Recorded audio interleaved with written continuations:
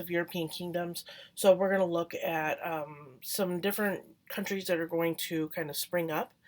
So in particular, England, France. We're going to talk about the Holy Roman Empire, among others, and then we're going to kind of look at how their different types of kingdoms developed because they all develop differently. So it's kind of a cool thing. All right, so here we go. So England in the High Middle Ages. So there the monarchy is going to be increased in 1066 when William of Normandy. So he's going to defeat King Harold of England at the Battle of Hastings. So William of Normandy is he's actually from France. Okay, so Normandy is in France. Remember we talked about this in the feudalism notes about the Vikings were given land in France by the Frankish kings. That land became Normandy. Okay, named after the Normans. And so William will be crowned king. So when this happens, not only is he king of England, he's also king of that, like half, basically, of France. Okay, so he is going to give fiefs to Norman knights, and then the Normans and the English will merge together to create a new English culture. And one of the things he's going to do is he's going to create the first census that's been done since Roman times. Okay, so Rome fell in 476. So this is, over 600 years later. So this first census is going to be known as the Domesday Book. Okay, and that's a picture of it right there. And he's also going to create a new system of taxation based on information he got from the census. So Henry II, he's going to rule from 1154 to 1189. He will enlarge the power of the English monarchy as well. So one of the things he's going to do this is he's going to expand the royal court's powers. So he is going to create what is known as common law. Okay, so that's law that is common to the whole kingdom. Okay, so if I, a noble, murder somebody, and then a peasant murders somebody, we would get the same punishment because it was the same crime. Okay, and so that's kind of the idea. I wouldn't get lesser of a punishment because I'm a noble and that's a peasant. Okay, what would happen is everybody is treated the same under the law. Okay, so he wanted the right to punish the clergy in royal court, so he's going to start a fight with the church with this because if the clergy do something wrong, he feels like he has the power, or he should have the power to enforce his laws. They're in his country, he should be able to enforce his laws. So Thomas Becket, who's the Archbishop of Canterbury, disagreed with him, and so Henry just went and had 4 knights just kill him. And so there was public outrage because of this, and then Henry backed off the church. Now remember, the church is the most powerful entity in Europe at the time, and so to go after the church is almost political suicide. Okay, so many began to resent the monarch's power. So many people in England started to think that the king had too much power. So this is all red here because obviously it's important. So in 1215 at Runnymede, King John was forced to agree to the Magna Carta. Okay, so this picture is him putting a seal on it, and then this right here is the actual Magna Carta. Okay, so the Magna Carta means Great Charter. Now, what this does is it's going to take away some power of the monarch and give it to the lords, the nobility. So it's going to recognize the feudal idea of mutual rights and obligation between lord and vassal, and it's going to pave the way for our current system of government. The reason why it does this is because our government is based off of the English government. Okay, so they eventually this is going to lead to them having 3 branches of government, which is what we have. Okay, so this is the original model of the modern British democratic constitution. Now, what's important about the Magna Carta is it does not create parliament.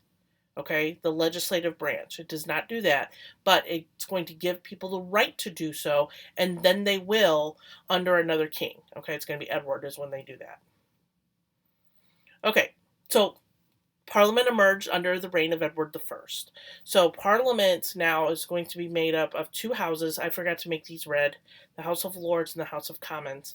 Okay, but they're going to have, just like our Congress, power to grant taxes and pass laws.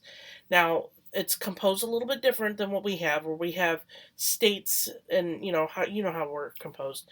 But they had 2 knights from each county, 2 people from each town, and all of England's nobles and bishops. So later on, not early on under Edward, but later on, they're going to split into 2 houses. Okay, so the nobles and the church lords found were became the House of Lords, so make sure you highlight that. And then the knights and the townspeople became the House of Commons. Okay, so the House of Lords would be similar to our Senate, the House of Commons more similar to our House of Representatives. Okay, because it's a much larger house. Make sure you highlight those two, because those are important. Okay, moving on to France. So, the last Carolingian king died in 987, and so there was a question of who should be the next king. So the Frankish nobles chose Hugh Capet as king, and this started what will be known as the Capetian dynasty of the French kings. Now, these kings had very little power. Okay, they only controlled the area really around Paris, and then the nobles controlled all the land of France. Okay, so they're still working in feudalism, and the nobles really have, because they control more of the soldiers and that, they have more power than the king. Okay, so power will grow under Philip II Augustus, and he's going to take back the French territories of Normandy. Remember, I talked about how England controlled that part of France for a long time. So Normandy, that's in the western part of France, Maine, Anjou, and Aquitaine, which is more in the north, and this greatly increased the income and the power of the French monarchy.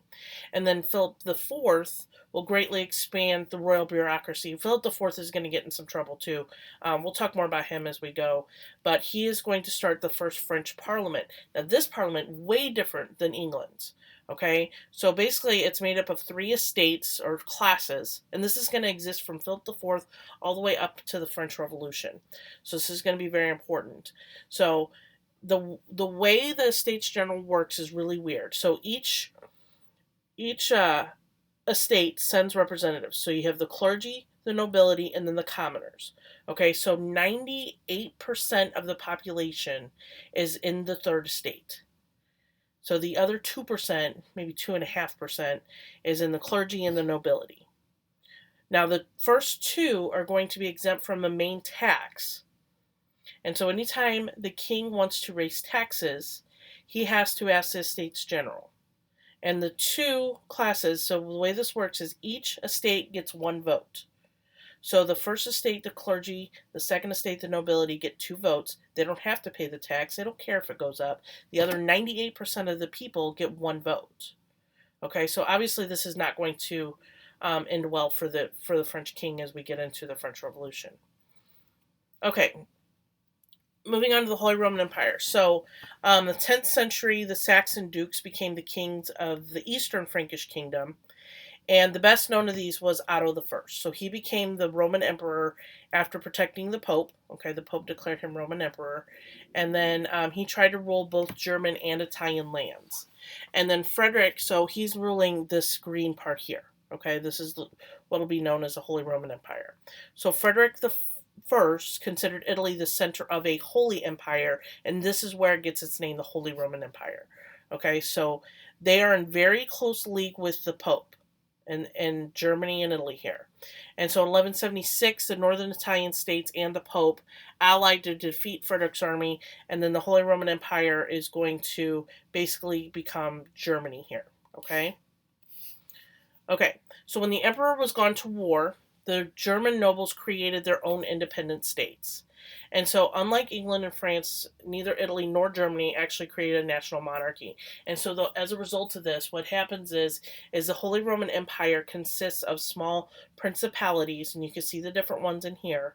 Okay, there's a bunch of different ones, and they didn't unify. They won't unify into a single Germany until the 19th century. Okay, so all of this is part of the Holy Roman Empire, but they're all really independent of each other. And the best example I can give you of this that would kind of be similar would be governors of a state are independent of each other, but all under the umbrella of the federal government.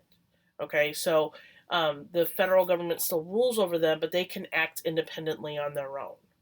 Okay, and it was really similar to the way the Holy Roman Empire worked. Okay, that's all I got for you guys today. Don't forget to do your processor, and I hope you guys enjoy the rest of your day.